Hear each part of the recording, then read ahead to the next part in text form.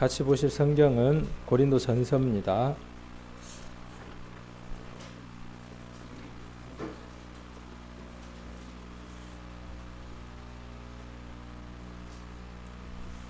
고린도 전서 12장 4절로 7절까지입니다.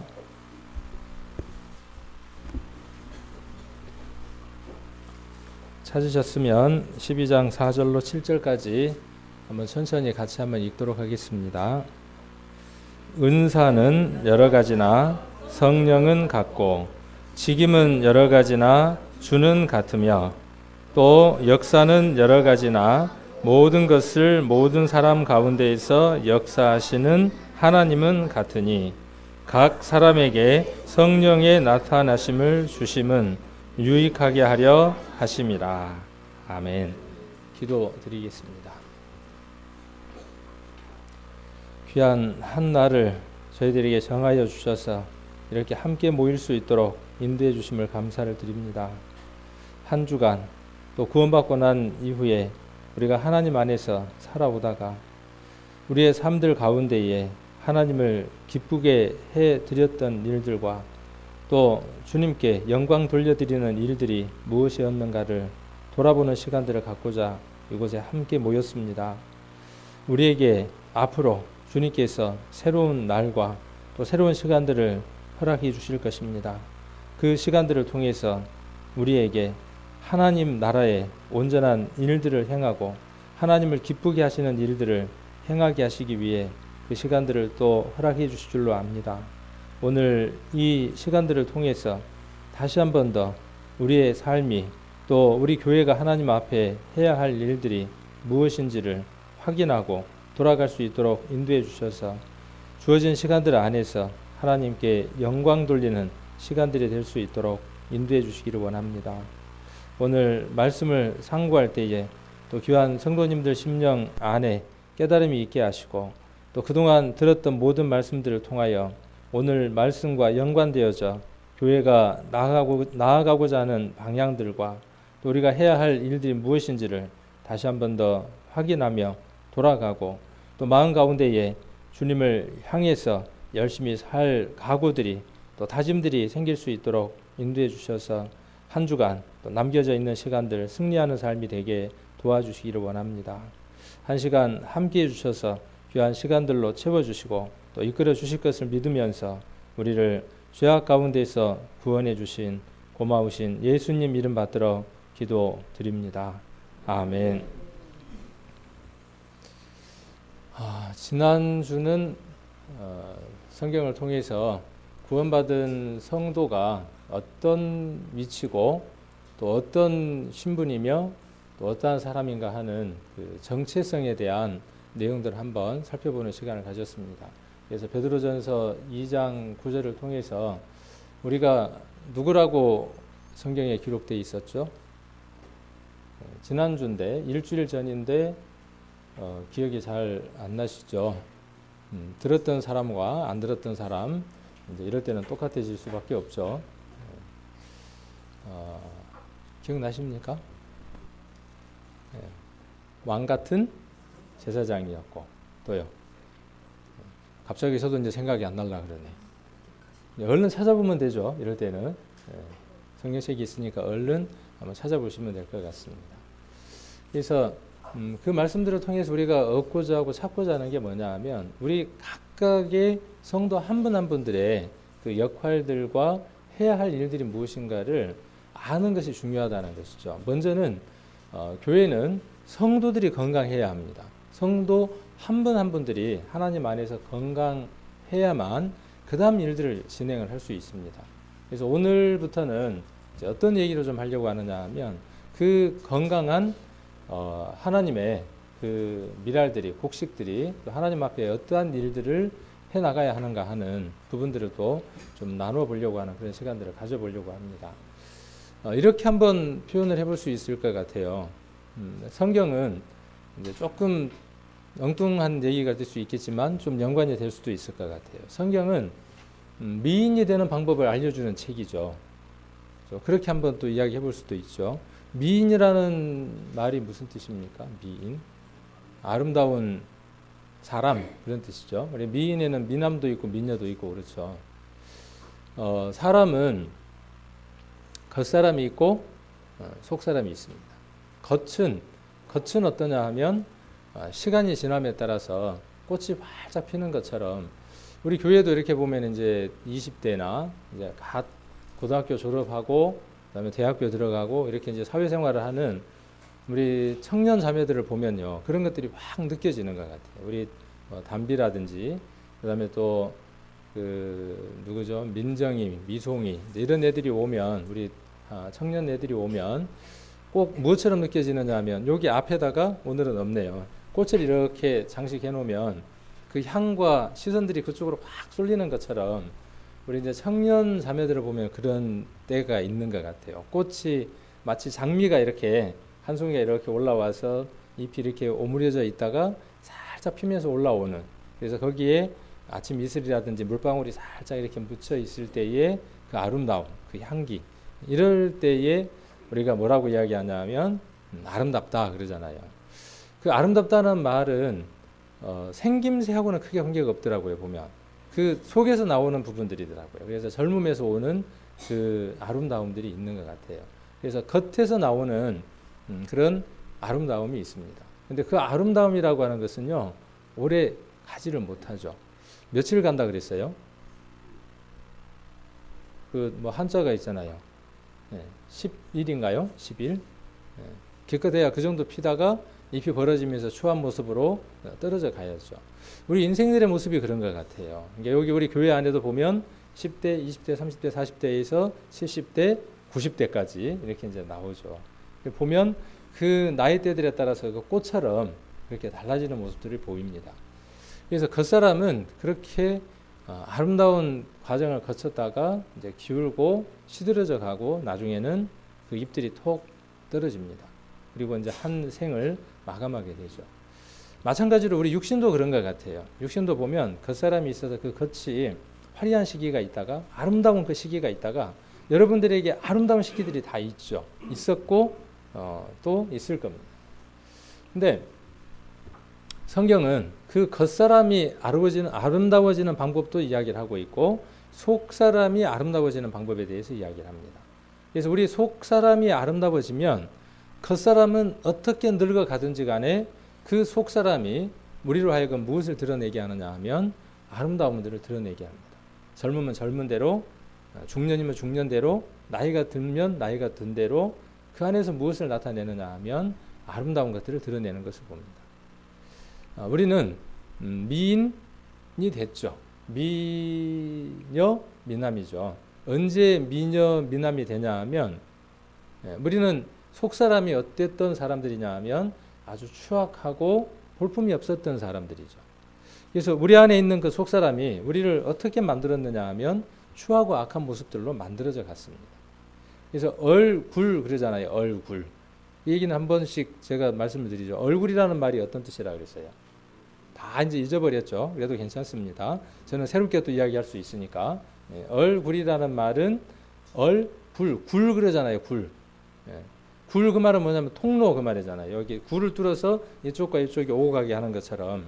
그래서 얼이라는 건 혼 그런 뜻이고요. 그래서 이 얼굴은 뭐냐 하면 그 사람 속에 있는 속사람, 혼이 드러나는 통로가 뭐냐 하면 얼굴입니다.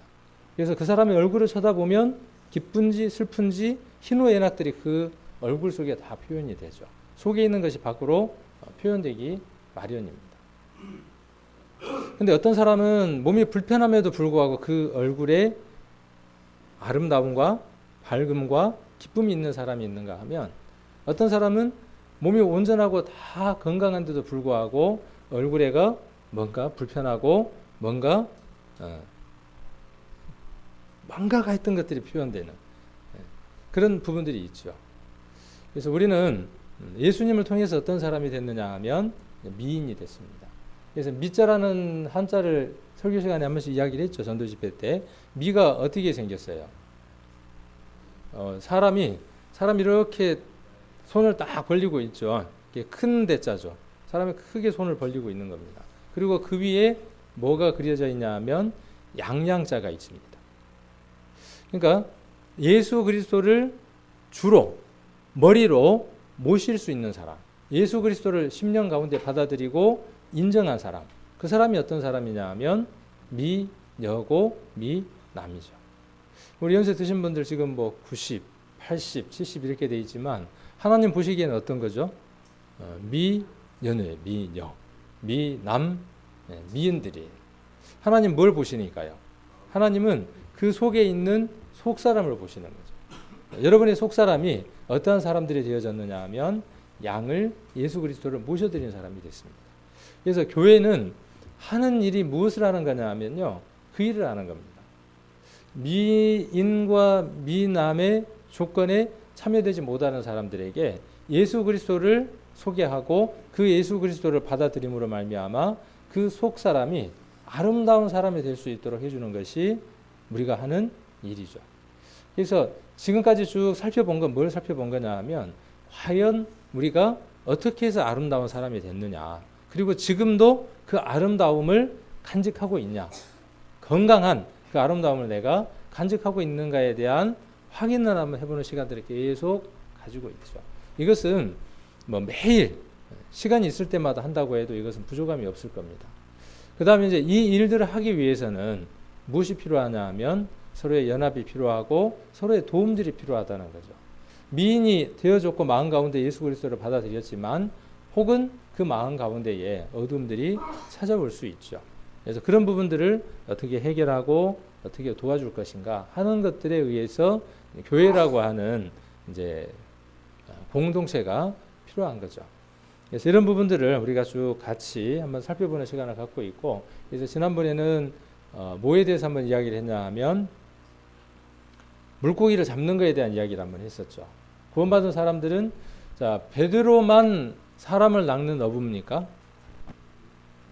근데 우리는 생각에 누구만이라고 생각을 하느냐 하면 우리는 아닐 수 있어요. 저는 한동안 오랫동안 어떻게 생각했냐 하면 너로 사람을 낚는 어부가 되게 하겠다 하는 그 예수님의 말씀이 베드로에게만 주신 말씀으로 나는 오랫동안 생각을 했었어요. 그런데 우리가 지난번에 마가복음이나 누가복음을 이렇게 살펴보니까 그 말씀은 베드로와 그곳에 함께 있었던 제자들 모두에게 했던 말씀이라는 거죠. 오늘날 사람을 낚는 어부가 되게 하겠다고 하는 것은 우리 전체에게 주신 말씀이라는 거죠. 그래서 어떤 사람은 이제 개인 전도는 낚시에다가 한번 비교를 해볼 수 있고요. 낚시를 하려면 머리가 필요해요, 안 필요해요? 낚시하려면 내 머리가 누구 머리보다 좋아야죠. 그렇죠. 물고기 먹이보다는 내가 잡으려고 하는 고기보다는 머리가 좋아야 물고기를 잡을 거 아니에요. 자, 전도의 방법은 거기에 있는 겁니다. 전도는 어려운 게 아니에요. 그런데 어렵게 생각을 하죠. 왜 어렵게 생각을 하는 거죠? 그렇게 막연하니까 그런 것 같아요. 그래서 전도는 내가 상대방의 특징과 내가 낚으려고 하는 어종이 무엇인가를 잘 알아야 된다는 거죠. 내가 잡으려고 하는 게 민물고기를 잡으려고 하는지 아니면 바다고기를 잡으려고 하는 건지, 바다도 어떤 물고기를 잡느냐는 것에 따라서 미끼나 그 다음에 낚시 줄이나 이런 것들이 달라지는 것처럼, 그래서 우리 모두는 개인의 생활을 통해서 무엇을 하는 사람들이냐 하면 낚시를 하는 사람들입니다. 매일 낚시를 해야 되는 거예요. 만나는 모든 사람들이 누구냐 하면 어장이에요. 어장. 그 어장에 지금 물고기들이 지금 돌아다니고 있는 겁니다. 근데 그 물고기를 잡아서 어디로 데리고 와야 되느냐 하면 이 교회로 데리고 와서 예수님이 원했던 것처럼 지금 갓 잡은 고기가 있냐, 이렇게 예수님은 늘 물어보시죠. 교회에다가 예수님 묻는 게 뭘 물으시느냐 하면 갓 잡은 물고기가 있냐는 거예요. 이 교회 가운데에 갓 잡은 물고기가 있냐. 가지고 와서 어떻게 해야죠? 예수님이 회를 좋아하신다고요? 구운 걸 좋아하신다고요? 예수님에게 여쭤봐야 알겠죠. 뭐 회든 구운 거든 어쨌든 생선을 좋아하시는 것만큼은 분명한 것 같아요. 그래서 막 잡은 생선도 필요하고, 구운 생선이라는 건 뭐냐 하면 비늘도 쳐야 되고, 그 다음에 또 손질을 해야 된다는 얘기죠. 구원함을 받고 이 교회 가운데에 이제 구원받은 사람이 싱싱한 생선이라면 이제 구원받고 난 이후에 이 교회 가운데에서 여러 가지 과정들을 통해서 교육되고 훈련되어지고 하나님 앞에 쓰임 받을 수 있는 사람들로 만들어져 가는 과정이 어쩌면은 그 숯불 위에 올려놓을 수 있는 물고기가 되어지고, 그렇게 구워져서 주님에게 드려졌을 때에 영광 돌려지는 것들이 되겠죠. 그러니까 이 일이 교회가 해야 될 일들이라는 거죠. 그리고 여러분과 제가 해야 될 일들이라는 겁니다. 또 무엇을 해야 되느냐 하면 그물질을 해야죠. 어떤 때는 뭘 해야 되느냐 하면 한꺼번에 많이 잡아야죠. 그래서 전도 집회를 하는 목적은 어디에 있느냐 하면 한꺼번에 한번 뭘 해보자는 거예요. 한꺼번에 그물질 한번 해보자는 거죠. 그리고 실은 전도 집회는 여러 가지 목적을 갖고 있습니다. 우리가 하나님 앞에 건강한가 하는 것에 대한 확인도 필요한 것이고요. 그 다음에 구원 받았지만 지금 신앙을 쉬고 있는 사람들도 있습니다.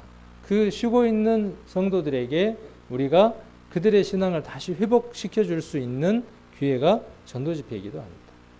그 다음 추한 사람들, 우리가 보기에 추한 사람이 아니라 하나님 보기에 추한 사람들이 있죠.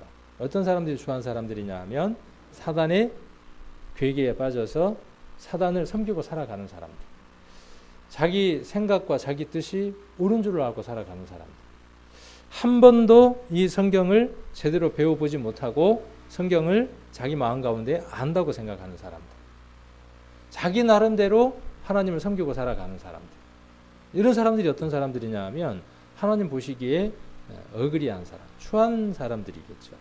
그런 사람들을 불러다가 이곳에서 하나님의 생각과 계획이 어떤 것들인지를 알려주고, 오늘날 많은 교회가 가장 큰 문제가 어떤 문제점을 안고 있냐면요, 예수님이 누구인지에 대한 답을 알고 있지 못하죠. 예수님을 실은 잘 믿고 있지는 않습니다. 입으로는 주여 주여라고 이야기를 하지만 실제로 그 심령 가운데에 예수님 믿는 사람들이 있는가 살펴보면 없다는 얘기죠. 가장 먼저 처녀가 아이를 낳았다는 걸 믿을 수 있냐? 처녀가 어떻게 아이를 낳을 수 있냐? 자, 이 문제부터 풀려져야 되겠죠. 예수님은 처녀가 아이를 낳은 인류 역사상 유일한 사람이죠. 그런데 우리는 처녀가 아이를 낳을 수 없다고 생각을 하고 있죠. 그런데 그 예수의 존재에 대해서 많은 교회에서는 믿고 있고 따르고 있고 섬기고 있죠. 그것을 알지 못하고 믿는 것을 미신이라든지 또 맹목적으로 믿는 것들 우리가 맹신이라고 이야기를 하죠. 그냥 다니다 보면 믿어질 거야. 열심히 다니다 보면 예수님이 누구인지 하나님인지 알게 될 거야. 이렇게들 생각하기 쉽죠. 그래서 그런 것들을 우리가 해결해 주기 위해서 1년에 2번이든 몇 번이든 정해놓은 시간을 가지고 성경을 공부하는 시간들을 갖습니다.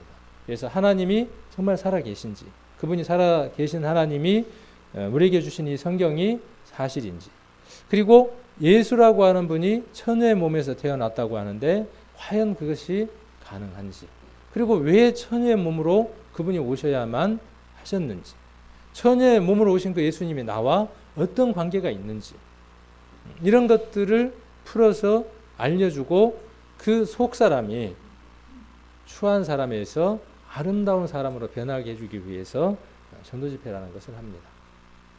그래서 그러한 일들을 하기 위해서 이제 그물질을 하는 거죠. 그물을 하려면 뭐가 온전해야 되겠어요? 제일 먼저는 배가 튼튼해야죠. 제일 먼저 뭐가 튼튼해야 돼요? 배를 타고 나가서 그물질을 할 거니까 배가 튼튼해야죠. 그래서 이 교회가 구멍이 나서 물이 들어온다든지 바람이 분다든지 그러면 엎어지는 배라면 문제가 있겠죠. 그래서 가장 먼저 배가 튼튼한지를 한번 살펴봐야 되고, 그 다음에 이제 뭐가 필요하겠어요? 그물이 필요하겠죠. 그리고 그물이 찢어져 있으면 의미가 있어요, 없어요? 더러워져 있으면요, 의미가 없습니다. 또 구멍이 내가 잡으려고 하는 어종하고 다른 그물의 크기를 갖고 있으면 또 의미가 없습니다. 그래서 지난번에 마가복음 1장에서 그런 부분들을 우리가 한번 살펴보는 시간을 가졌습니다. 배, 그 다음에 그물, 어부가 필요하죠. 그래서 그물을 씻는 사람도 필요하고, 그물을 손질하는, 깁는 사람도 필요하고, 그물을 내리는 사람도 필요하고, 그 다음 또 뭐 하는 사람도 필요하겠어요? 끄집어 올리는 사람도 필요하고, 물고기가 잡혀져 왔으면 뭐 하는 사람도 필요하겠어요? 분류하는 사람도 필요하겠죠. 자, 각각 교회는 이러한 형태로 한번 비유를 해서 한번 설명을 해볼 수 있을 겁니다.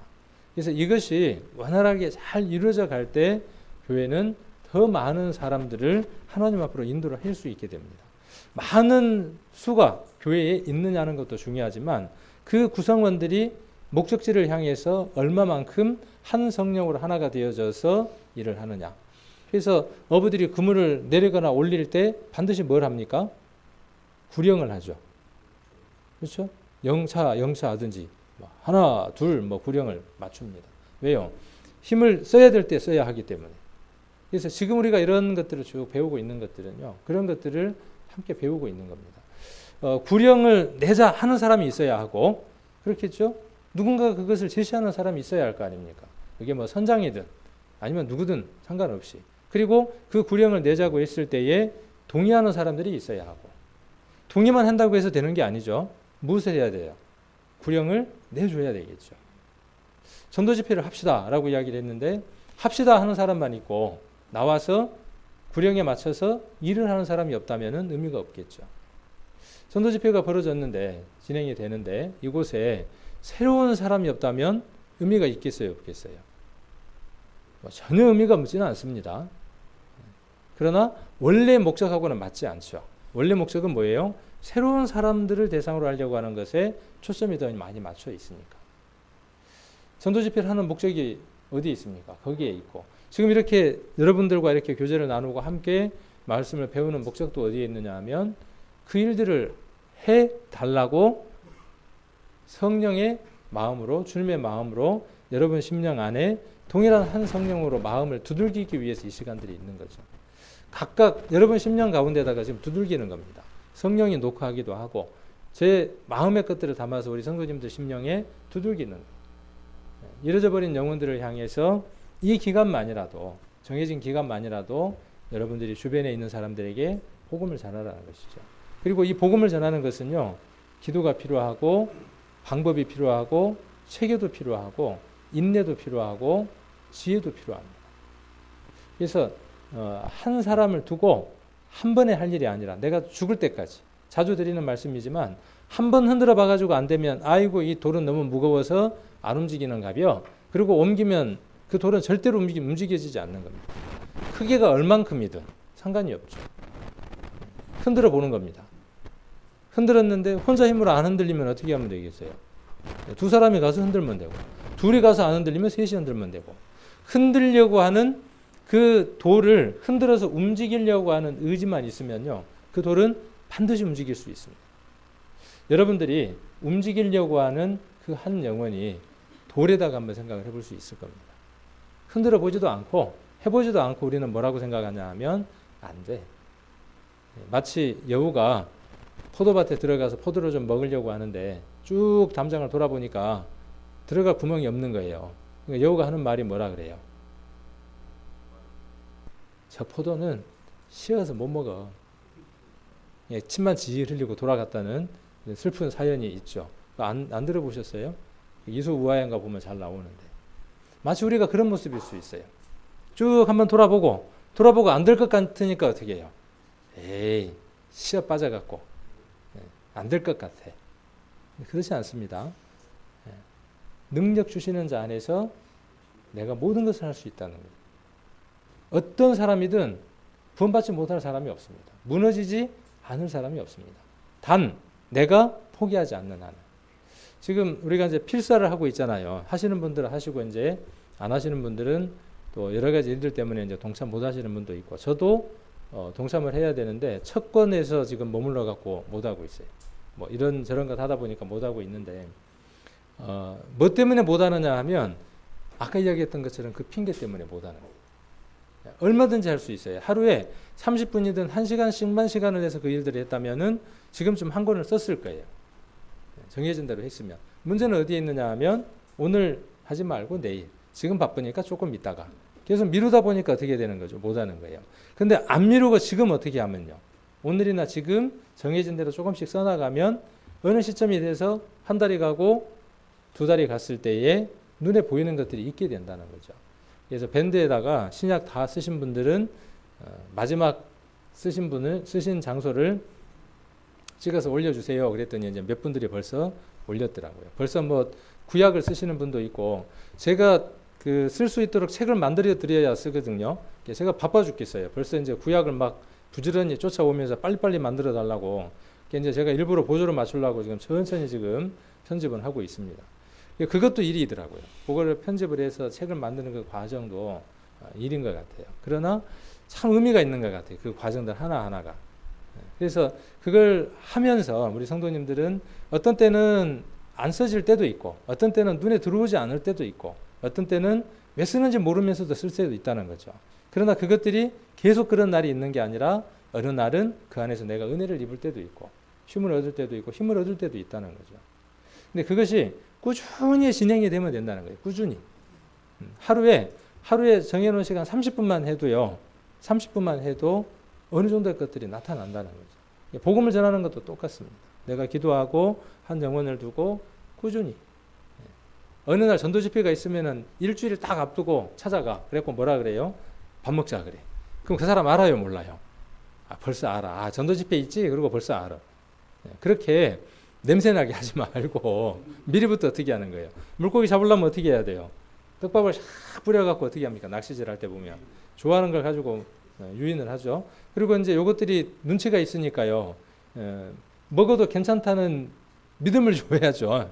그러니까 계속 어떻게 해야 되느냐 하면 가도 괜찮다는 사인을 주는 거죠. 그렇게 해서 입질이 살짝 올 때, 그것도 살짝 올 때 잡으면 안 돼요. 콱 물었을 때 어떻게 해야 돼요? 제대로 탁 잡아야 월척을 하는 거죠. 똑같은 것 같아요. 그래서 이제 이런 일들을 하기 위해서 실은 우리는 말씀을 배우는 것이고 이런 시간들이 있는 겁니다.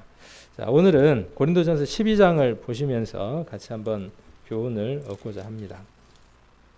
자, 12장 보시면 은사는 여러 가지나 성령은 같고 쭉 나오면서 지금 성령은 같다는 것에 대한 것들을 이야기를 하고 있습니다. 은사가 나오고 5절에 직임은 여러 가지나 주는 같으며 그랬어요. 직임이라는 게 뭐냐 하면 직무상 맡겨진 책임 그런 뜻입니다. 우리 성도님들에게 직무가 있습니까 없습니까? 근데 간혹 이렇게 물으면요. 나는 교회에서 아무런 직책이 없어요. 직무가 없어요. 이렇게 이야기하는 분들이 있더라고요. 이게 이제 공적으로 교회에서 정해놓은 그 직분들이 있고 그거 묻는 게 아니고요. 또 실제로 이제 어떤 것이 있어야 되느냐면 교회 안에는 보이는 직임과 직분과 형식과 틀들이 있고요. 보이지 않는 형식과 틀들이 있습니다. 교회는 무엇이 우선이냐 하면 보여지지 않는 이것이 먼저 형성이 돼야 됩니다. 그래서 먼저는 그물들이 튼튼해야 하고 그 다음 무엇이 되어져야죠? 그 다음 되어져야 될 게 뭐냐 하면 각각의 그 상황에 따라서 또 형편에 따라서 변함없이 그 자리에서 일을 해야 할 사람이 필요하다는 거죠. 그것이 밖으로 드러난 직임들이고 모양들일 겁니다. 그래서 우리는 각각 그리스도 안에서 보이지 않는 직임들을 각각 맡고 있습니다. 그리고 그 직임들이 교회 가운데에서 충실되게 진행되어 나갈 때, 내가 그 일들을 해 나갈 때에 교회 가운데에서는 그분들을 교회 가운데에서 일을 해달라고 일을 맡기고 안수를 하고 또 부탁을 하기도 하는 일들을 하게 됩니다. 그래서 일을 잘하게 하기 위해서 직임을 두는 게 아니고 그렇죠. 순서가 뒤바뀌면 안 되죠. 간혹 우리가 이렇게 이야기들을 할 때가 있더라고요. 직분을 세우거나 또 연말에 또 새해가 될 때에 우리가 이제 여러 가지 봉사자들을 개편을 하면서 어떤 교제들을 많이 이야기를 하느냐 하면 이분이 교회를 잘 안 나오니까 이걸 맡겨놓으면 교회를 잘 나올 거니까 이분을 맡깁시다.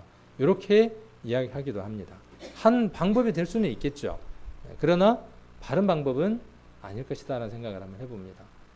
그렇게 해서 동기부여가 될 수는 있기도 합니다. 그러나 바른 것을 우리가 한번 이야기를 한다면 그렇게 믿음 안에서 직임들을 수행하는 사람에게 보이는 직임들을 두어서 하나님의 일을 하게 해야 하겠죠.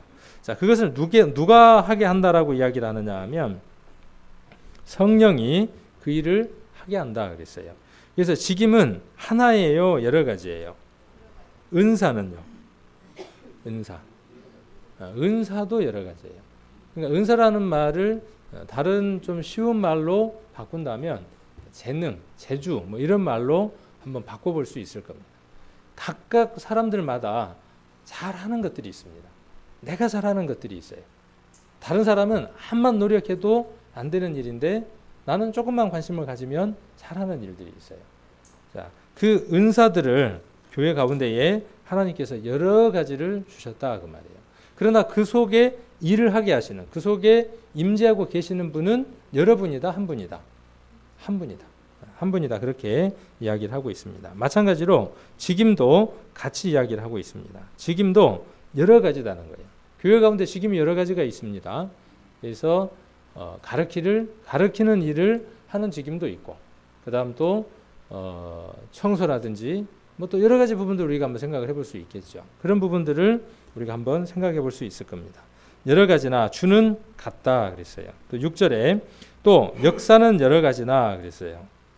역사는 여러 가지나 모든 것을 모든 사람 가운데에서 역사하시는 하나님은 같으니. 이 말이 좀 쉬워요, 어려워요? 좀 말이 좀 어렵더라고요. 그래서 요즘 젊은 애들이 보는 쉬운 성경으로 보니까 뭐라고 되어 있냐 하면, 그리고 해야 할 일은 여러 가지가 있지만, 그런 뜻이에요. 교회 가운데 해야 할 일들이 많이 있다 그 말이에요. 역사라는 말은 그런 뜻입니다. 여러 가지가 있는 거예요. 예. 그런데 모든 사람 안에서 일하시는 하나님은 한 분이다 그런 뜻이에요.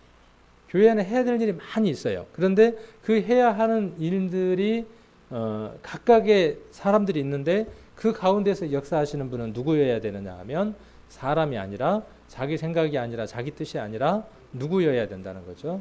성령께서 일을 하셔야 된다는 거죠. 그러니까 성령이 들어와서, 성령은 어떤 분이냐 하면 감동을 받게 합니다.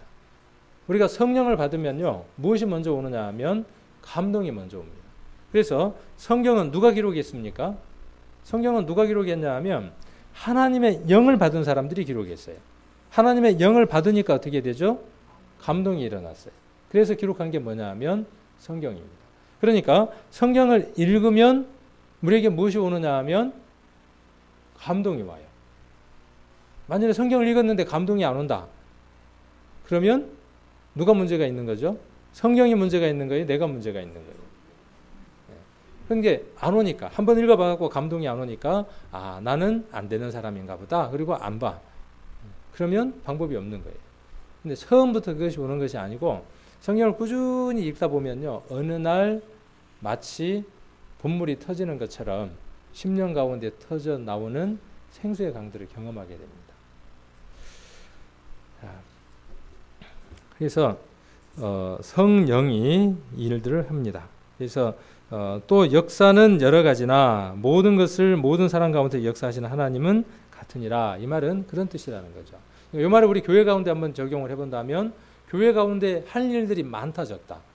교회 가운데에 우리가 해야 할 일들이 많이 있다 그 말이에요. 여러 가지 일들이 있다는 거예요. 어떤 사람들은 그 일을 찾아서 꾸준하게 그 일들을 하고 있는 분들도 있고, 어떤 분들은 내가 해야 할 포지션을 아직 찾지 못해서 그 일들을 못하고 있죠. 그러니까 성경은 지금 무엇을 이야기하느냐 하면 찾으라는 거예요. 누가 주어지기도 하지만, 교회에서 그 일을 맡기기도 하지만, 자, 성령은 무엇을 하게 하신다고요? 아까 성령은 일을 하게 하신다고요. 아까 그 이야기 하려다가 이제 감동 얘기를 했는데, 감동이 오면 사람은 어떻게 돼요? 사람이 감동이 오면 어떻게 되느냐 하면 움직입니다. 우리가 텔레비 같은 데 보면요, 아주 어려운 형편에 처한 사람들을 보게 되죠. 텔레비를 잠깐 이렇게 보다 보면 정말 극한에 처해 있는 사람들을 보게 됩니다. 그리고 거기에 전화번호가 뜨죠. 당신이 한 통의 전화를 하시면 1,000원씩 적립이 됩니다 하고 뜨거든요. 그러면 뜨면 그 형편이 나와 같다라는 생각이 들면요, 그리고 그 형편 가운데서 내 마음에 감동이 생기면 어떻게 돼요? 1,000원 그거 별거 아닌데 내가 한 통화 걸지 하고 걸게 되죠. 그러니까 감동은 무엇을 하게 만드느냐 하면요, 일을 하게 만듭니다. 그런데 감정은 어떻게 돼요? 감정은 뭘 하게 만들어요? 벽을 쌓아요. 그리고 감정은 또 뭘 하게 해요? 일을 안 하게 해요. 감정은 참 이상해요. 감정이라는 것은. 그래서 교회 가운데에서는요, 무엇을 주도록 해야 하느냐 하면 감동을 주도록 해야 돼요.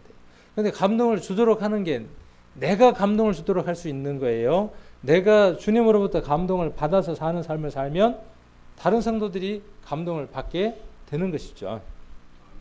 내가 감동을 주려고 애쓰는 게 아니에요. 내가 저 사람 어떻게 해서 감동을 하게 할까? 선물을 줘볼까? 하지 말라는 말이 아니죠. 해야죠. 그런데 어떤 것으로서 마음들이 풀려져 가고 어떤 것으로도 감동을 받느냐 하면 주님을 위해서 변함없이 살아가는 그 모습을 바라보면서 감동을 얻는 겁니다. 그래서 각각은 우리는 이렇게 힘들을 얻게 됩니다. 그래서 우리 안에서 역사하시는 분은 누구냐 하면 성령이 그 일들을 하시는 겁니다. 7절. 그러면 교회 가운데 은사와 직임과 여러 가지 일을 주셔서 그 일들을 하게 하는 목적이 어디에 있냐는 거예요. 그러니까 교회는, 우리 교회도 마찬가지지만 교회 안에 무엇이 있느냐 하면 이렇게 은사와 직임과 역사대로 일할 사람들을 정해 두었고 그 일할 사람들이 정해져 있습니다. 그렇게 한 목적이 어디에 있죠? 우리가 지난번에 에베소서를 보면서 그 답을 배웠습니다. 교회 가운데에 사도로, 선지자로, 가르치는 자로, 복음 전하는 자로 많은 사람을 둔 이유, 우리 교회 안에 해야 할 일을 두는 목적이 어디 있다라고 우리가 에베소서에 배웠냐 하면 답이 어디에 있었어요? 성도를 그랬죠. 자, 모든 초점이 어디에 있는 거예요? 여러분에게 있는 겁니다. 안식일은 누구 때문에 있는 겁니까? 안식일을 지키라고 만들어 두셨다. 안식일은 무엇 때문에 하나님이 주어주신 거냐면요, 우리에게 쉼을 주게 하고 사람을 위해서 안식일을 만들어 놓은 겁니다. 근데 후에 안식일이 어떻게 사람들에 의해서 바뀌었죠? 안식일이 사람을 위해서 존재하는 것으로, 사람이 안식일을 위해서 존재하는 것으로 후에는 바뀌어 버렸죠. 교회도 마찬가지입니다. 교회 안에 있는 모든 직임들은 누가 있기 때문에 형성되는 거냐 하면 성도들이 있기 때문에 형성이 되는 겁니다. 성도들이 없으면 그 어떤 것도 의미가 없는 것이죠. 7절에 각 사람에게 성령의 나타내심을 주심은 유익하게 하려 하심이라 했어요. 유익이라는 말과 우리가 지난번에 에베소서를 통해서 배웠던 것처럼 성도를 온전케 하고, 그 다음 또 온전케 해서 뭐하게 하는 겁니까? 성도가 뭘 해야 돼요? 성도가 온전케 돼서 성도가 미인과 미남이 돼서 해야 될 일이 뭡니까? 결론은 제가 지난번에 이야기해드렸죠. 답이 이제 뭘로 나와야죠? 복음 전하는 것과 성도들끼리 서로 화목하고 사랑하는 것, 두 가지. 자, 이것 때문에 뭘 두셨냐 하면 직임들을 하나님이 교회 안에다가 허락해 주셨습니다. 자, 구약 시대 때의 이 직임에 대한 그림자들을 한번 살펴볼 수 있는데, 출애굽기를 한번 살펴보겠습니다. 출애굽기 18장을 한번 보겠습니다.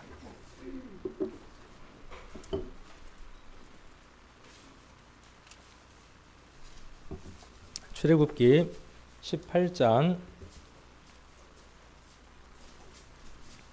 13절부터 조금 길지만 읽으면서 한번 말씀들을 살펴보려고 합니다. 출애굽기 18장 13절 110페이지 정도에서 찾으시면 됩니다. 자, 이튿날에 모세가 백성을 재판하느라고 앉았고 백성은 아침부터 저녁까지 모세의 곁에 섰는지라. 모세의 장인이 모세가 백성에게 행하는 모든 일을 보고 가로되 그대가 이 백성에게 행하는 이 일이 어찌미뇨? 어찌하여 그대는 홀로 앉았고 백성은 아침부터 저녁까지 그대의 곁에 섰느냐? 모세가 그 장인에게 대답하되 백성이 하나님께 물으려고 내게로 옴이라. 그들이 일이 있으면 내게로 오나니 내가 그 양편을 판단하여 하나님의 율례와 법도를 알게 하나이다. 모세의 장인이 그에게 이르되 그대의 하는 것이 선하지 못하도다. 지금 모세가 하고 있는 일들을 보면서 지금 모세의 장인이 누구죠? 이드로는 어떤 이력을 가진 사람이죠? 이드로는 이방인의 제사장으로 있었던 사람이죠. 자, 그래서 혹 이 성경들을 보면서 우리가 이제 간혹 오해할 수도 있어요. 야, 모세하고 이방 제사장 신분이었던 장인하고 이드로하고 이런저런 얘기를 하는구나. 그리고 그의 의견을 듣고 모세가 이런 제도를 만들었구나. 이렇게 오해를 할 수 있는데 한번 말씀드려 그래서 한번 자세히 살펴보려고 하는 겁니다. 자, 그래서 모세가 그 많은 백성들이 때를 따라서 아침 저녁으로 올 때마다 모세가 했던 일이 뭐예요? 모세가 했던 일 16절이죠. 자, 양편을 판단해서 하나님의 율례와 법도를 알게 하기 위해서 지금 누가 있는 거죠? 모세가 있는 거죠. 자, 모세가 존재하고 모세가 있는 이유도 결국은 누구 때문에 있는 겁니까? 백성들 때문에 있는 겁니다. 교회 안에 목사도, 장로도, 집사도 실은 누구 때문에 존재하느냐 하면 성도들 때문에 존재하는 겁니다. 아까 고린도 전서에서 기록되어 있는 것처럼 많은 성도들에게, 많은 구원받은 사람들에게 무엇을 주게 하기 위해서요? 유익을 주기 위해서요. 그 유익이 뭐냐 하면 출애굽기에서는 그 유익을 무엇으로 이야기하느냐 하면 율례와 법도를 알게 하는 것으로 이야기를 합니다. 자, 그래서 직임은 무엇 때문에 그 직분과 직임들을 두느냐 하면 이 일을 하게 하기 위해서 직분과 직임들을 두는 겁니다. 교회 가운데에 직임을 맡은 분들이 지금부터는 잘 들어야 되겠죠. 이제 우리 교회는 직임자 교육을 따로 할 수 없잖아요. 전도사 교육, 집사 교육, 장로 교육 따로 할 수 없죠. 그런데 대형화되어 있는 교회들은 따로 그 시간들을 갖습니다. 왜요? 중요하기 때문에. 그런데 우리 교회는 그렇게 할 수가 없으니까 전체를 대상으로 해서 하는 겁니다. 왜? 교회가 앞으로 더 커져가고 하나님의 그 확장의 수준이 늘어나면 여러분들 가운데에 그 직임들을 수행해야 하니까 모두를 대상으로 해서 이런 부분에 대한 말씀들을 한번 살펴볼 수 있을 겁니다. 자, 그래서 직임을 맡은 사람이 해야 될 이 일입니다. 자, 18절 그대와 함께한 이 백성이 필연 기력이 쇠하리니 이 일이 그대에게 너무 중함이라. 그대가 혼자 할 수 없으리라. 뭔 일을 혼자 할 수 없다는 거예요. 아까 이야기했던 것처럼 율례와 법도를 가리키는 그 일들을 혼자 할 수 없다는 거예요. 그래서 나중에는 결국은 어떻게 될 거라는 거죠. 네가 지쳐서 나가 떨어질 거다 그 말이에요.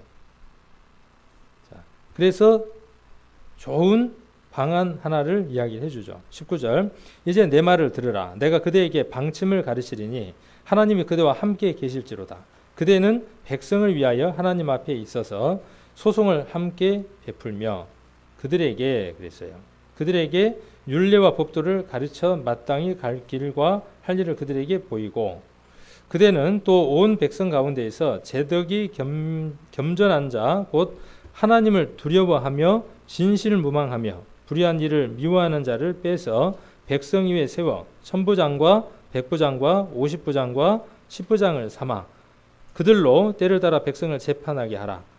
물은 큰 일이면 그대에게 베풀 것이고 물은 작은 일이면 그들이 스스로 재판할 것이니 그리하면 그들이 그대와 함께 담당할 것인즉 일이 그대에게 쉬우리라.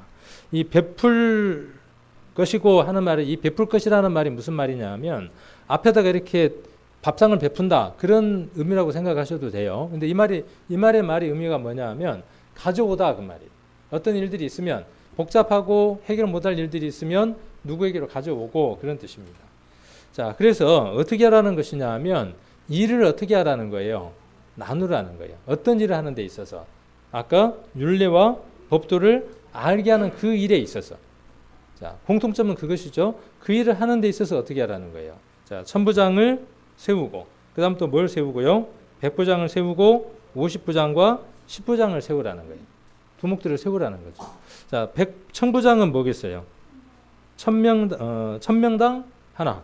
또 백부장은요. 50부장은 10부장을. 자, 그러면 이스라엘 사람이 요 당시 인구가 몇 명이었을까요? 출애굽했을 때의 이스라엘 사람들의 수. 한 200만 정도로 계산을 하죠. 그러면 천부장은 몇 명이 되겠어요? 2000명쯤 되나요? 제가 한번 이걸요 그냥 아무 생각 없이 읽었을 때는 아 그래 뽑았는갑다 세웠는갑다 그랬거든요. 근데 이걸 한번 가만히 이렇게 읽어보면서요, 야 20만 가운데에서 1000명을 뽑는다, 200만 가운데에서 예를 들어서 2000명을 뽑는다. 이 일이 쉬운 일이겠어요? 어려운 일이겠어요? 아주 어려운 일이죠. 정말 어려운 일이더라고요. 또 그 가운데에서 백부장과 또 50부장과 10부장을 세운다는 이 일은요 그렇게 쉬운 일만은 만만치 않는 일이더라고요. 자, 그래서 이 일을 세웠는데 기준은 어디에 있습니까? 자, 목적이 있죠. 세우는 목적과 그 다음에 기준이 있죠. 그리고 정해진 수가 있죠. 자, 교회는 성경대로 해야 하는 것이 교회죠. 그러면 우리도 이제 성경대로 해야 되니까 교회 안에 이제 뭘 세워야 될까요? 이제 천부장도 세우고 백부장도 세우고 50부장도 세우고 10부장도 세워야 되겠네요.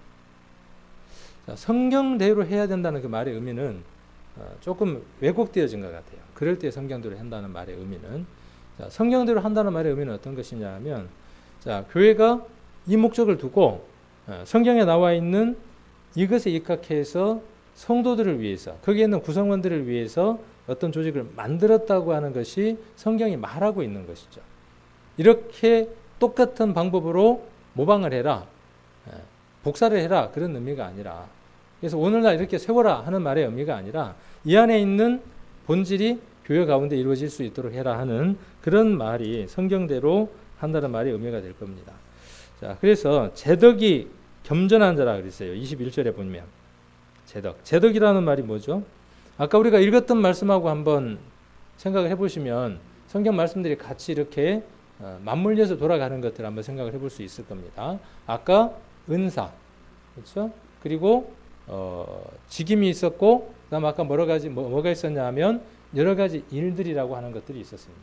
그래서 이 일을 감당하기 위해서는 제덕이 겸전한 자라 그랬어요. 제덕이라는 게 뭘까요? 제덕.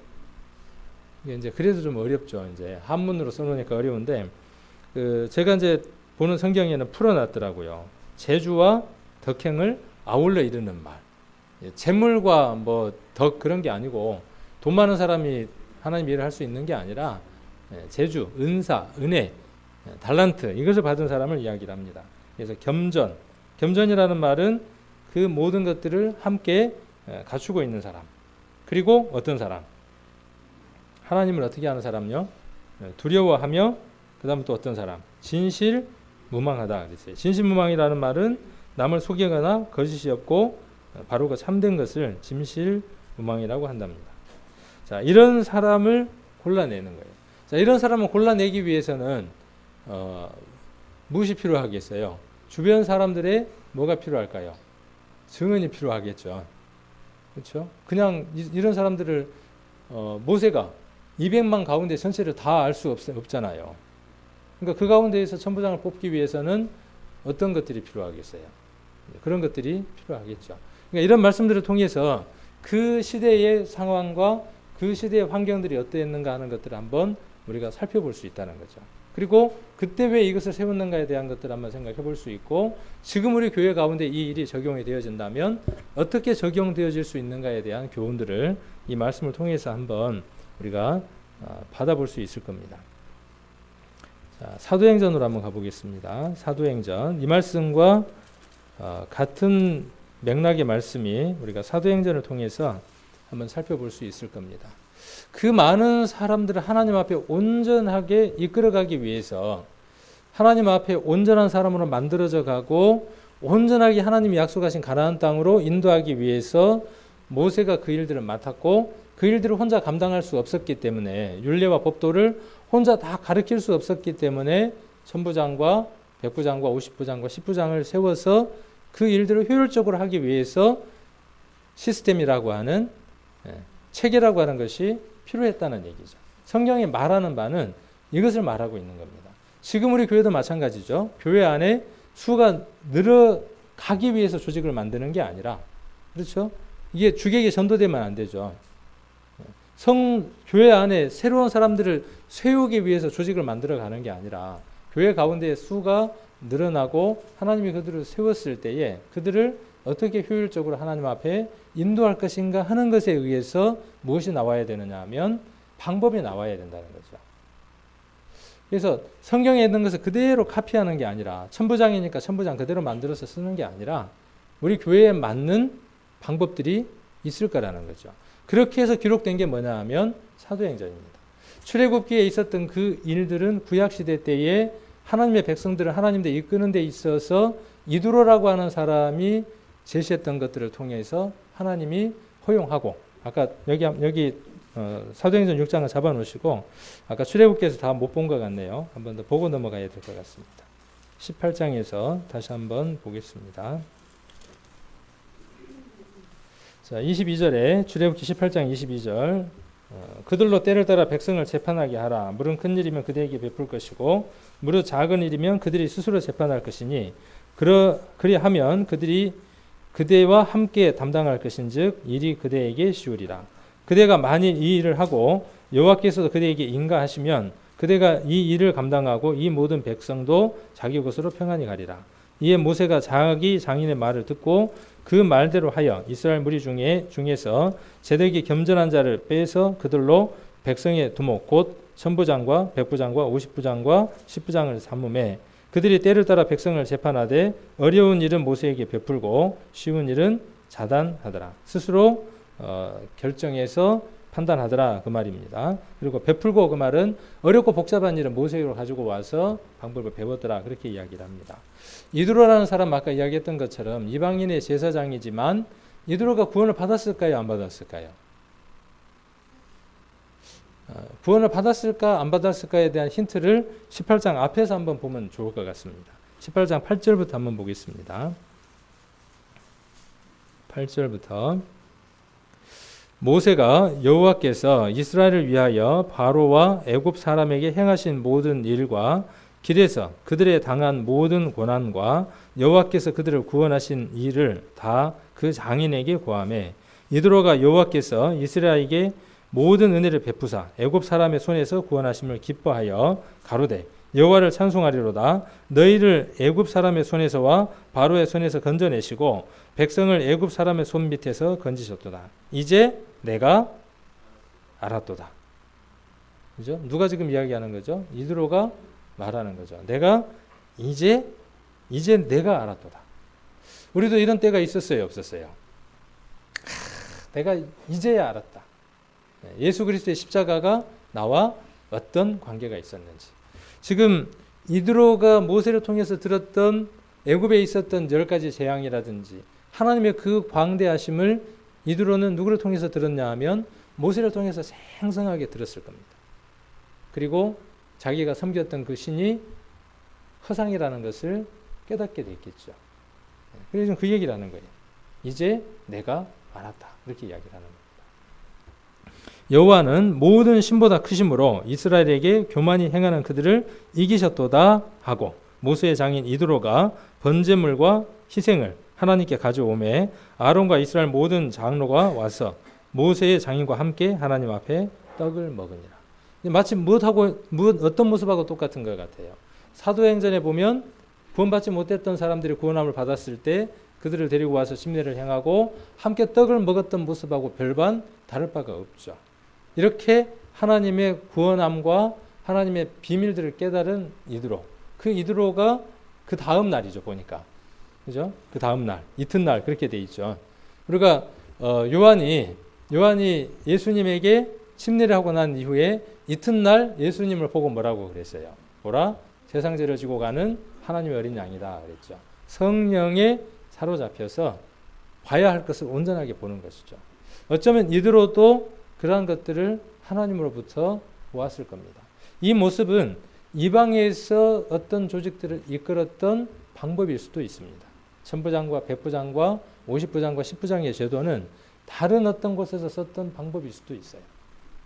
그러나 하나님께서 그것을 어떻게 하셨다는 거죠? 아까 18장 23절에 기록되어 있는 것처럼 하나님이 어떻게 하시면요. 인가하시면. 하나님이 허락하시면 그 말입니다. 인가하시면 그랬어요. 자, 그렇게 해서 이스라엘을 모세는 하나님 안에서 온전하게 이끌었던 것들을 봅니다. 자, 아까 다시 이제 돌아와서 같은 맥락의 것들을 우리가 사도행전을 통해서 한번 살펴보려고 합니다. 사도행전 5장을 한번 보겠습니다. 5장 42절입니다. 저희가 날마다 성전에 있든지 집에 있든지 예수는 그리스도라 가르치기와 전도하기를 쉬지 아니하니라. 사도행전 6장 1절입니다. 그때는 어떤 때예요? 앞에 얘기죠. 예수는 그리스도라. 예수는 그리스도라는 이 말이 얼마나 중요한 내용인지 모릅니다. 예수는 그리스도다. 이거 설명하실 수 있겠어요? 예수는 그리스도다? 네. 쉬운 말로 표현을 하면 십자가에서 못 박혀 돌아가 주신 분 그런 뜻이에요. 그리스도라는 말은 뭐냐면 우리의 죄를 전가받아서 그리스도라는 말은 전가받았다는 뜻이에요. 그 직임을 전가받았다는 의미들을 갖고 있죠. 그래서 예수님이 십자가에서 피 흘려 주셨다라는 것을 함축할 때 예수는 그리스도다라고 사도행전에서는 계속 이야기를 하고 있습니다. 하나님이 피를 흘리실 수 없기 때문에 육신의 몸으로 오셔서 피를 흘리신 분이 그리스도다. 그 얘기를 하는 거예요. 사도행전이. 그래서 예수는 그리스도라는 말은 그 말의 의미입니다.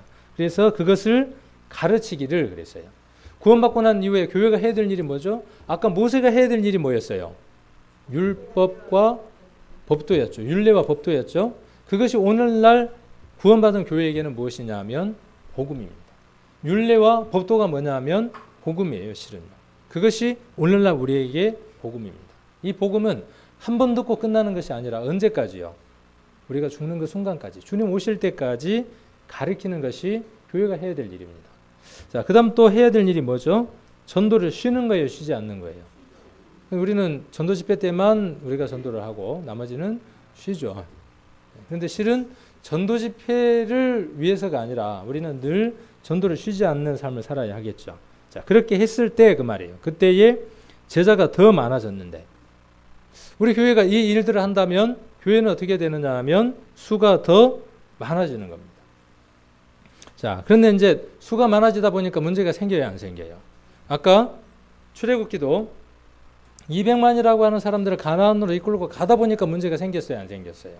문제가 없으면 좋을 텐데 문제가 있으니까 그 문제를 어떻게 해결하기 위한 거냐는 거죠. 그래서 무엇이 필요하다는 거죠? 그래서 필요한 것이 직임과 직분과 시스템이라고 하는 것들이 필요하더라 그 말이죠. 자, 헬라파 유대인들이 그랬어요. 자기의 과부들이 그 매일 구제에 빠짐으로 히브리파 사람을 원망한대. 교회 안에 이제 하루에 구원받는 사람이 몇 명이었어요? 몇 명이었죠? 하루에? 앞으로 한번 볼까요? 앞에 보면 몇 명이었는가? 자, 2장이네요. 2장을 한번 보시면 아까 그 잡아 놓으시고 2장 41절입니다. 2장 41절. 그 말을 받은 사람은 세례를 받음에 이날에 제자의 수가 3,000이나 더하더라 그랬어요. 그러니까 이건 어마어마한 성령의 역사죠. 이루 말할 수 없는. 왜 이 시대에는 이게 가능하고 지금 시대에 이게 가능하지 않을까요? 물이 타져서 그래요. 물. 찐하기가 어떻게 되어졌느냐 하면 우리 안에 오신 그 성령의 우리 안에 오신 성령은 사도행전 때의 성령이나 하루에 제자의 수가 3,000이 더하게 하는 그 성령의 능력이나 지금 우리 안에 있는 성령의 능력이나 동일해요. 동일합니다. 그런데 문제는 어디에 있죠? 그 능력을 제한시키는 게 누구에게 있어요? 나와 여러분에게 있는 거죠. 그 초대교회 때는 어떻게 했다는 거예요? 그 제한이 없었다는 거죠. 그러면 어떻게 하면 그때처럼 제자의 수가 늘어날 수 있겠어요? 내 안에 오신 성령의 능력을 제한하지 않으면 되죠. 자, 그래서 6장을 한번 보시면 어떤 일들이 생겼냐 하면 교회 가운데 문제가 생기기 시작을 했어요. 구제에 빠졌다. 매일 구제에 빠졌다. 그 말은 뭐냐 하면 매일 성도들 가운데에 어려운 일이 있는 사람들을 도왔던 일들이 교회 안에 있었던 것 같아요. 그래서 때로는 음식을 제공하기도 하고 교회 안에서 어렵게 사는 분들에게 그렇게 했는데 보니까는 잘 한다고 했는데 뭔 문제가 생겼어요. 그날 보니까는 밥을 타가야 될 사람이 밥을 못 타간 거예요. 그 사람들이 누구였느냐 하면 헬라파 유대인들이다 그랬어요. 흩어져서 살았던 유대인들 가운데에 그들이 빠진 거예요. 그렇게 빠지니까 누구를 원망한 거죠? 교회 안에 히브리파 사람들을 원망한 거예요. 교회 안에 이제 서로 불편한 당들이 생기기 시작을 한 거죠. 자, 그래서 2절에 보면 12사도가 모든 제자를 불러 이르되 우리가 하나님의 말씀을 제쳐놓고 공개를 일삼는 것이 마땅치 아니하니 형제들아 너희 가운데 성령과 지혜가 충만하여 칭찬 듣는 사람을 택하라. 우리가 이 일을 저에게 맡기고 우리는 기도하는 것과 말씀 전하는 것을 전무하리라 하니라. 그래서 무엇을 하려고 하는 거냐 하면 업무 분장을 하려고 하는 거죠. 자, 그러니까 사도들에 의해서 무엇이 이루어졌었느냐 하면 복음을 전하는 일과 아까 여기 기록되어 있는 것처럼 말씀을 전하는 것과 기도하는 것과 앞에 우리가 1절에서 이야기했던 구제를 하는 일들이 누구로 의해서 다 진행되어졌었느냐 하면 사도들에 의해서 진행이 되어졌었는데, 그러다 보니까 아까 모세처럼 어때요? 해야 할 일들에 대한 부담감들이 많아졌다는 거죠. 많아지니까 이제 어떻게 하려고 하는 거죠? 그 일들을 분담하려고 하는 겁니다. 자, 5절에 온 무리가 이 말을 기뻐하여 믿음과 성령이 충만한 사람 그랬어요. 자, 이 사람을 선택하는 데 있어서 조건이 있네요. 아까 우리가 구약에서 그 일을 하는 데 있어서 하나님의 윤리와 법도를 가리키는 데 있어서 기준점들이 있었죠. 그게 뭐냐 하면 제덕이 겸손한 자였죠. 자, 여기도 같이 뭐라고 이야기하느냐 하면 성령과 지혜가 충만하여 칭찬 듣는 사람이라고 3절에는 이야기했고 5절에는 어떤 사람이라고 이야기했습니까? 믿음과 성령이 충만한 사람. 이게 성령만 있어 갖고는 안 되네요. 성령이 충만하고 믿음도 있고 또 성령이 있고 지혜가 충만하여 칭찬 듣는 사람, 이렇게 이야기를 하고 있네요. 자, 그래서 이런 사람들 가운데입니다. 초대교회 안에는 그런 사람들이 누구 말처럼 수두룩벅적하게 많이 있는 거죠. 그들 가운데에 그 말이에요. 그들 가운데에 스데반과 빌립과 보로고로와 니가노르와 디몬과 바메나와 유대교에 입교한 안디옥 사람 니고라를 택하여 사도들 앞에 세우니 사도들이 기도하고 그들에게 안수하니라. 그렇게 했더니 어떤 일이 생기겠어요? 이제 7절에 보시면 하나님의 말씀이 점점 왕성하여 예루살렘에 있는 제자의 수가 더 심히 많아지고 허다한 제사장의 무리도 이 도에 복종하니라. 그래서 이렇게 했을 때에 구원받는 사람의 수가 더 하여지더라는 거죠. 우리 교회 가운데에 구원받는 사람의 수, 하나님을 섬겨나가는 사람의 수가 지금보다 더 많아질 수 있는 방법 가운데 하나가 아까 구약시대 때 이야기했던 것처럼 짐을 나눠지는 겁니다. 여기도 마찬가지로 무엇을 이야기하고 있느냐 하면 직임이라고 하는 것을 두고자 하는 목적에 대해서 이야기를 하는 거죠. 무엇하고자 하는 겁니까? 짐을 나누고자 합니다. 그래서 직임은요, 어려운 게 아닙니다. 내가 다른 사람의 짐이 무겁고 버거워 보일 때 그 짐을 나누어지려고 하는 마음이 있다면 이미 그 사람은 하나님 앞에 귀한 일꾼으로, 봉사자로 하나님 앞에 서 있는 사람이기도 합니다. 그래서 이 사람들이 나중에 명칭이 뭘로 바뀌죠? 여기서 뽑은 7사람이 나중에 이제 이름이 뭘로 바뀌어요? 직임이 뭘로 이제 이름이 붙죠? 21장을 한번 볼까요? 21장.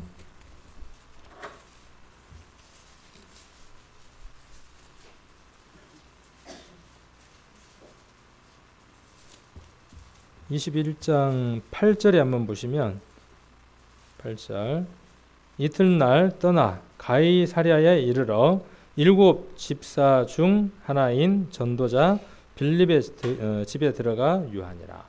그래서 이 일을 했던 사람들에게 어떤 이름을 줬었다고요? 집사라는 이름을 줬다는 거예요.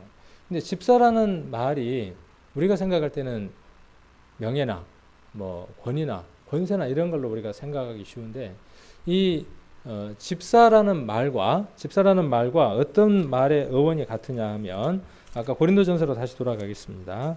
고린도전서 12장으로 다시 돌아가겠습니다. 자, 고린도전서 12장 가시면 5절에 직임은 그랬죠. 직임은. 이 직임이라는 말의 어원과 아까 집사라는 말의 어원이 같습니다. 영어에서 디콘이라고 하는 그 집사라는 말. 우리가 집사라는 말은 옛날에도 많이 사용을 했죠. 집사라는 말의 뜻은 뭐냐 하면 어떤 집을 총괄 관리하고 수고하고 봉사하는 사람을 가리켜서 집사라고 이름을 하죠. 그 말 그대로입니다. 여기에서. 그래서 직임이라는 말은요. 어떤 말이 함께 포함되어 있냐 하면 섬김이라는 말이 함께 포함되어 있습니다. 자, 그래서 섬기는 자가 어떤 자냐 하면 실은 직임자입니다. 그래서 교회 가운데에 성도를 섬겨서 그 성도가 하나님 안에서 온전하게 하는 그 삶을 살게 하는 사람, 그 사람이 어떤 사람이냐 하면 집사고 직임자고 하나님의 일꾼입니다. 그 일을 지금 하고 있는 사람, 그래서 그 사람이 지금 그 일을 하고 있으면 시간이 지남에 따라서 어떻게 될까요? 성도들로부터 어떤 간증의 말들이 나오겠어요. 내가 어렵고 힘들 때에 모 형제가 내게 교제를 해주었다. 내가 믿음 안에서 힘들고 쓰러져 있을 때 그 형제가 내게 책망하고 권면하고 나를 하나님께로 이끌어 주었다. 또 다른 성도로부터 또 다른 분들로부터 그 형제가 내게 이렇게 해주었다. 내가 이렇게 금전적으로 힘들고 어려울 때 그 형제가 내게 도움의 손길을 주어서 내가 일어설 수 있었다. 자, 이런 증거를 많이 받는 사람, 아까 칭찬받는 사람, 이렇게 기록되어 있었던 것처럼. 그러한 사람들이 교회 가운데에서 아까 사도행전에 기록되어 있는 것처럼 그러한 사람들에게 이제 뭘 주는 거예요? 직임을 맡기는 거죠. 어떤 행위로 맡기느냐 하면 안수라는 것을 통해서 직임을 맡기는 겁니다. 우리 교회 가운데에는요, 이 직임들을 사모하는 마음들이 없더라고요. 내가 집사의 직분이나 장로의 직분이나 목사나 전도사의 직임을 받아서 내가 어떤 것을 해보려고 하는 그 간절함들이 우리 성도님들 마음 가운데에 많이 없더라는 거죠. 그래서 우선은 그 직임들이 이러한 직임들을 하는 것들이고 우리 성도님들 심령 가운데에 이것을 사모하는 마음들이 있어야 할 것이고, 이미 이 직임을 가지고 있는 분들은 그 직임들을 그대로 묵혀두는 게 아니라 이 일들을 행해야 한다는 거죠.